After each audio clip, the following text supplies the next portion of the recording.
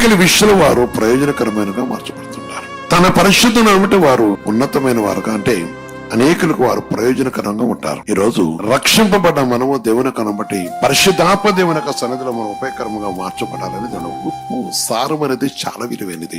సారము కలిగి జీవించే జీవితం, సారము కలిగి బ్రతికే బ్రతుకు, సారముతో మన జీవితం మన కుటుంబాలు ఉండుట, మనం దేవుని యొక్క పరిశుద్ధమైన మనలో మనము సారముగా దేవుని వాక్యం ద్వారా, దేవుని యొక్క మాట ద్వారా, దేవుని యొక్క వాక్కు ద్వారా, దేవుని యొక్క ఆత్మ ద్వారా దేవునితో మనం పురుకొల్పుకొని మనలో మనం బలవంతుల కోసం పరిశుద్ధాత్మ దేవుని కనబడే శక్తిమంతుల కోసం దేవుని యొక్క పరిశుద్ధమైన నామను బట్టి, అందుకని ఆయా సమయం బట్టి ఉప్పు ఎంత విలువగా మార్చబడుతుండదో ఆ విజయాన్ని బట్టి మరి మనం కూడా అనేకులకు రక్షణార్థం ఉండడం కోసం దేవుడు తెలిసిన వాడు భక్తులైతే ఈ విధంగా అన్నాడు, నేను యాసవ్ కాలము ఉన్నట్టున్నాను. కారణం ఏంటంటే తన స్థితిని చాలా మంది జీవితంలో చూసినప్పుడు ప్రభుని వెతకలేని పరిస్థితుల్లో నీ చెయ్యి నా మీద ఉంది గనక అన్నాడంటే, ఒకవేళ దేవుడు మనం విడిచిపెడితే మన జీవితాలు అంతే ఉంటాయి. దేవుడు మన ప్రేమిస్తున్నాడు, దేవుడు మనకు అనుకరిస్తున్నాడు, దేవుడు మన ఎవడ తన కృపను ఇచ్చాడు, తన కటాక్షను దయను దయచేసి తన కృపల సన్నిధి మనకు అనుగ్రహించి అని మన ప్రేమించిన దేవుడు.